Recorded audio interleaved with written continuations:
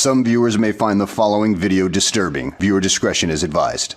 Hey everyone, welcome back to Board Games Unlocked, and today I'm doing a discussion over Tokyo Highway, which is a wonderfully delightful game.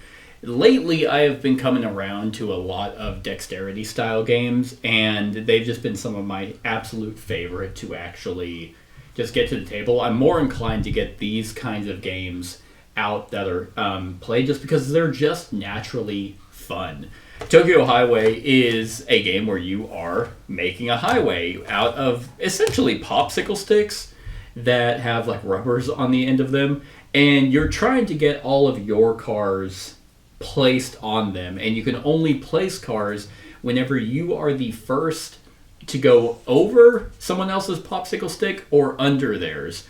And the way that this game basically immediately sprawls out and becomes this convoluted mess of something where you're also trying to balance everything is just so much fun. Like, this is one of those games that at the end, win or lose, you're just looking at what everyone has built together and just admiring how weirdly pretty it is. Like, this game is basically gray. Like, it's gray, the game, with these colorful, like, neon types of cars.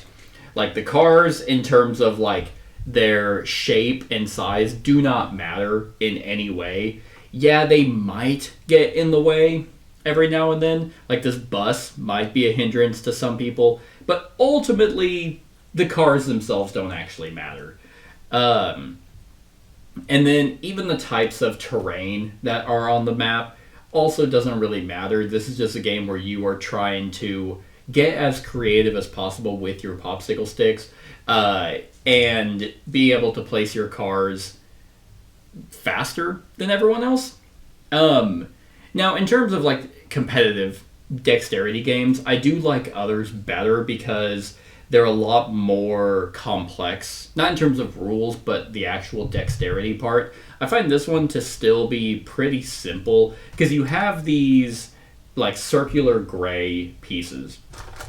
Like, I can show you the bag. So everyone has a certain number of these, and I guess there is an efficiency puzzle to it as well, because if you run out of supplies, then you're just out of the game. But you have a certain number of these columns that you can stack. You always have to go one up or one down to what you have previously placed. So there is some sort of efficiency because you don't want to keep going too high and keep ramping up, because then you're going to have to use more and more of your limited resources.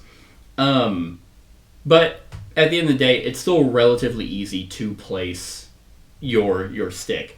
Now, where the complexity comes in is trying to put it in a way where you're not going to give your opponents the opportunity to place a ramp over yours so they can place a car or under. So it immediately starts twisting and turning on itself, and that's where the fun and the chaos of this game comes in. One thing that I wish this game does have is a penalty to knocking stuff over. Like, the way that the game kind of explains it is, oh, you knocked over the whole map. Well, everyone pitches in and tries to rebuild it. In a lot of other dexterity games, if it falls, that's kind of a loss. And in this game, because of how things can slowly start twisting in on itself, and how you're trying to get creative by going under a tight window under someone else's street so you can place one of your cars, if you mess up and like completely knock a column out and that knocks half the board over, it's like, whatever, that's it. You have to give someone maybe a column, and that's it. But ultimately, yeah, you've ruined the game and you can't really continue, but there's no real penalty to the person who does that.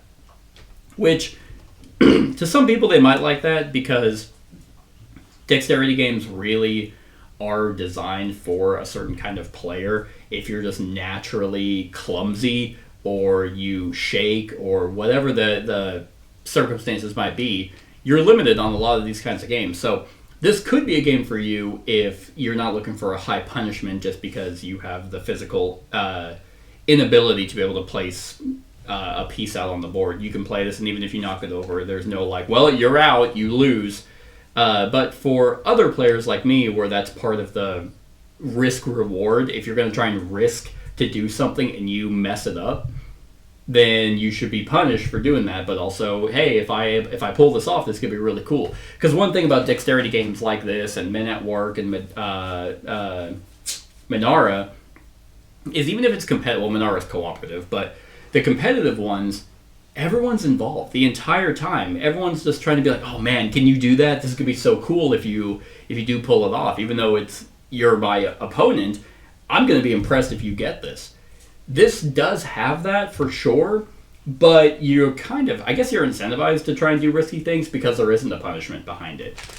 I don't know. I think this game, one, component-wise, looks like it's just not impressive at all, which is kind of the charm of it, because there isn't, like, these are the obstacles.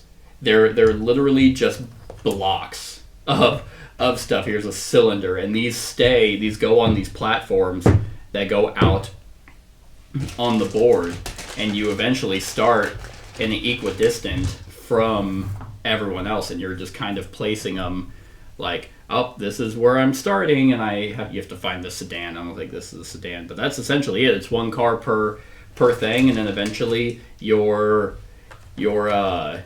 trying to go further out, and these are in the way, but you are kind of building out like so, and it's like, yay, but that doesn't do me any good. I don't get to place a car because it didn't go over or under anything. But then someone else who started over there, they might take 3 of their columns to raise it above so they can go over mine, so they can place a car on theirs. This is really what ends up looking, this is amalgamation of all these popsicle sticks, and I find it just so delightful. I do wish there were more rules. I know there is like this Tokyo Highway where there's a scoreboard for certain achievements. But like, that's pretty much it. It's on the lighter end of these kinds of games. So I do highly recommend getting it, just if you're into these kind of games. If you think games like Men at Work are too strict and punishing for a lot of that, or junk art, things like that, then this might be a really good one, especially a good gateway game into those kinds of games. This one is just so delightful, even though it doesn't look like it would be, just being pure gray, and the only color on the box is the rainbow, and I guess the cars. So, on a scale of 1 to 10, well, actually, I should mention that everyone has these junctions, these yellow columns, that these kind of break the rules of having to go one up or one down on the columns. These kind of let you go up or down as much as you want, except all the way down to the ground. And you can also split off from these, because you can go back down to the ground to create an off ramp. But if you do that, you might not. If you have nothing to come back to, you can't just like, oh, here's my on ramp and then I make an off ramp. Well, I have nowhere else to build from, because you always have to build continuously from your line of roads. Junctions let you split off into 2. So you can do a junction and have one go onto the off-ramp. That allows you to place a car, and then you can continue building. So you only have a limited number of these, though, and they kind of break the rules, so to speak. So for a smaller footprint game that still ends up being super fun, surprisingly, really at any player count, like I've actually found this to be a really fun 2-player game. And it's just even more crazy with more players as dexterity games are. I'm going to give Tokyo Highway an 8. I really like it. Like, it's so charming and simple to, even though what's weird is like the rules kind of make it out to be a little bit more complex. I wish it was a little bit more kind of clear on how you place the car, because it's strange whenever you're thinking, well, am I the first one above someone else's? Like, if there's someone who is above a road, like there's a road and then someone's above that, they place a car. So then if I go above theirs, do I also place a car? And it just isn't like immediately clear. At least it wasn't to me on the nuance of being able to go above, over or under someone else's road if you're the first one to have done that. So that's the only kind of hiccup. Other than that, it's extremely straightforward. So I think this is a really good one. I enjoy it a lot. that's my thoughts on Tokyo Highway. Let me know what you think of the game in the comments below. Other than that, like, comment, share, and subscribe, and have a wonderful whatever time of day it is for you. Hey everyone, thank you for watching, and I really hope that you enjoyed the video. If you would like to see more of my content, go ahead and click that subscribe button and the bell to be notified whenever I upload any new content. If you feel like supporting the channel, you can go ahead and click that Patreon link to be taken to my Patreon, and any help is truly appreciated. Other than that, stick around for any other run-throughs or reviews or cool top 10s or whatever I feel like putting on. Other than that, like, comment, share, and subscribe, and have a wonderful whatever time of day it is for you.